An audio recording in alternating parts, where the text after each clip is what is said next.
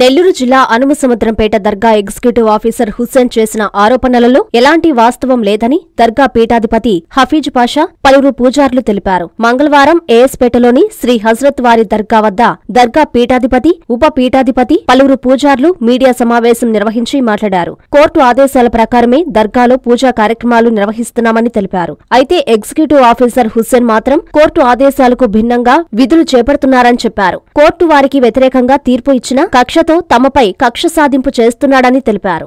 గత రాత్రి పూజా కార్యక్రమాలు పూర్తయిన తర్వాత దర్గా ఆచారం ప్రకారం సమాధులపై ఉన్న గలెఫ్లు సాంప్రదాయం ప్రకారం ఎప్పటిలాగే తీసుకున్నామని చెప్పారు. మాపైనే ఫిర్యాదు చేయడం అన్యాయమన్నారు. దర్గా ఈవో వ్యవహార శైలిపై అధికారులు చర్యలు తీసుకుని తమకు న్యాయం చేయాలని వారు కోరారు. ఈవో గారు ఈరోజు నాపై, నా కుమారులపై చేసిన ఆరోపణ అవాస్తవం.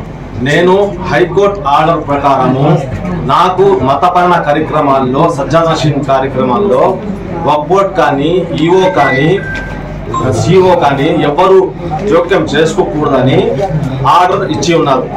ఆ ఆర్డర్ ప్రకారము నేను నా విధులు చేస్తున్నాను. అంతే తప్ప దానికి ఎలాంటి వాస్తవం లేదు. ఆరోపణలు వాస్తవం.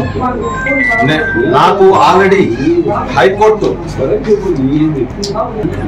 చూడండి, Waqf board from interfering with the religious duties of the petitioner అంటే నేనండి, యాజ్ సజ్జాద్ నషీన్ హేవర్ ఆఫ్ కేవలం ఏమంటే రెండు ప్రేయర్ నేను హైకోర్టులో వేశాను. ఒకటి మతపరమైన కార్యక్రమాలు, గలాబ్స్, తాబీజెస్, బందిష్ నారియల్, ఫాతిహా మొత్తము నాకు అలాట్ చేయండి. ఇంకోటి ప్రేయర్ ఏమంటే హుండీ, నజర్ సజ్జా నషీన్ హుండీ, 2 హుండీలు ఉన్నాయి నాది. ఆ హుండీలు కూడా రిలీజ్ చేయండి, వాళ్ళు సీల్ చేసి ఉన్నారని నేను పెట్టి ఉన్నాను.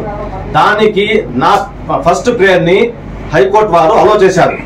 అలో చేసి బందిష్ నారియల్, టెంకాయ, ఇది మొత్తం గులాఫ్లు ఏమన్నా మొత్తం చేసుకోండి. కానీ హుండీ వరకు నా సమక్షంలో వక్ఫ్ బోర్డ్ వాళ్ళు కౌంట్ చేసి రిజర్వ్ పెట్టమని చెప్పారు. అంతే తప్ప వేరే దాంట్లో ఎలాంటి జోక్యం చేసుకోకూడదని హైకోర్టు క్లియర్ గా ఆర్డర్ ఇచ్చింది. దాని ప్రకారం నేను మొన్న ఒక కంప్లైంట్ కూడా పోలీస్ స్టేషన్ లో ఇచ్చాను. నేను ఈఓ గారు అట్టా మా విధులకి ఆటంకం కలిగిస్తున్నారు, మీరు వాళ్ళ మీద చర్య తీసుకోవాల్సిందిగా నేను ఒకటి కంప్లైంట్ కూడా ఇచ్చి ఉన్నాను స్టేషన్ హౌస్ ఆఫీసర్ గారు. ఇంకోటి ఏమంటే వక్ఫ్ యాక్ట్ లో క్లియర్ గా ఉంది ఈఓ ఏం పని చేయాలా. చూడండి, 38 సెక్షన్ లో వక్ఫ్ యాక్ట్ 1995 లో powers of appointment executive officer will exercising his power and discharge executive office shall not interfere the any religious duties. చూడండి, వక్ఫ్ యాక్ట్ లోనే ఉంది. ఈఓ ఏమంటే ఓన్లీ అడ్మినిస్ట్రేషన్ మాత్రమే చేసుకోవాలా, కానీ మతపరమైన కార్యక్రమాల్లో వాళ్ళకి ఎలాంటి హక్కు లేదండి. వాళ్ళు యాక్ట్ లోనే ఉంది, 38 సెక్షన్ లో క్లియర్ గా ఉంది. చూడండి, executive officer shall not interfere with any religious duties or any usage of customs, ఇక్కడ మతపరమైన ఆచారాల ప్రకారము of the Waqf sanction by the Muslim law. Mohammad law ఎట్లా ఉంది అట్లా చేయాలని ఉంది. మొహమ్మద్ లా ఉంది మొత్తం సజాలేషన్ చేయాలా. కానీ వాళ్ళు అడ్మినిస్ట్రేషన్ చేసుకోకుండా నా మతపరమైన కార్యక్రమాల్లో నా జోక్యం చేసుకుంటూ నాకు చాలా ఇబ్బంది చేస్తున్నారు.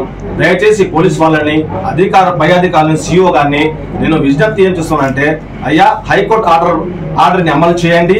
నా విధుల్లో, నా రిలీజియస్ ఫంక్షన్స్ లో వాళ్ళు జోక్యం చేసుకోకూడదని నేను కోరుకుంటున్నాను. దాడి ఏం చేయలేదు, అది మొత్తం తప్పు. ఏమైనా ఉంటే మీకు అధికారం లేదు, మీరు ఫాతిహా చేయడానికి లేదు, మీకు గలాఫ్లు రాదు, మీకు టెంకాయలు రాదు, మీకు ఏం రాదని